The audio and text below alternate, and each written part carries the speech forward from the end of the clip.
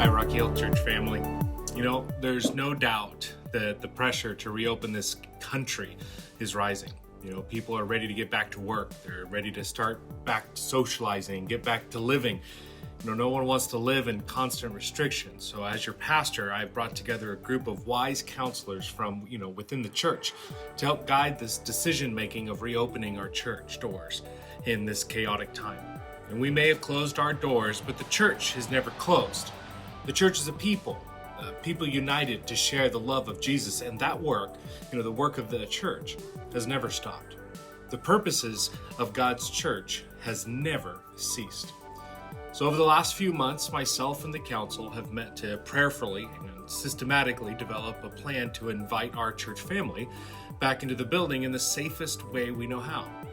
After weeks of preparation, we opened our doors last weekend to welcome everyone we could in the safest way we could.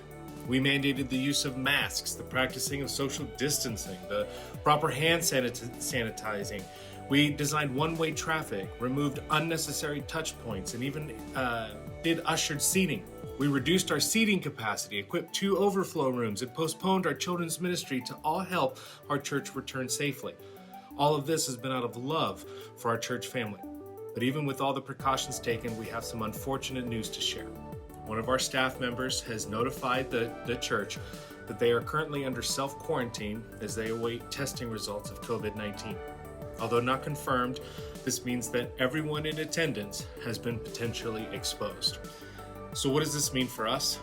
Well, before I answer that, let me say that everything our church stands for is out of love. Our motivation for every decision is always love and faith, not fear. Knowing that God is in control, we are not afraid of this pandemic, not afraid of the government, not afraid of failure or criticism or anything else. We always act out of love for God and for the people He created, and also out of faith in God's promises. Now, there's 4 scriptures that have always guided us through one crisis or another. 2 Timothy chapter 1, verse 7. God has not given us a spirit of fear. Instead, He has given us a spirit of power and love and self-control.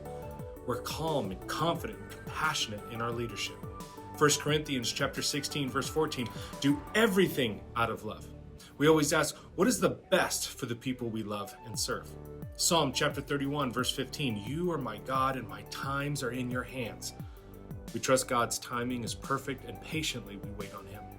Romans chapter 8, verse 28, we know that in all things God works for the good of those who love Him and have been called according to His purpose. We look for the good purpose that our good God has in everything. Now, the reason we closed the doors in the first place was not out of fear, but out of love. We quarantine not out of fear, but out of love. We wear masks not out of fear, but out of love. We serve the sick and protect the vulnerable, not out of fear, but out of love. Love is what drives us. It's what builds us. So in love, in response to our potential exposure, the rise in active cases and hospitalizations within Tulare County, and the request to postpone singing in our worship services, the council and I have decided that it is the most loving decision to return to virtual services effective this weekend. Now remember, this is only temporary. This whole thing is only temporary. This whole life is only temporary. So let's make the most of our time. So in lieu of in-person services, we will be having our virtual service at 9 a.m. and immediately following, we'll be offering a drive-through communion service until noon. So come experience a personal and meaningful communion service this Sunday. I'd love to see you.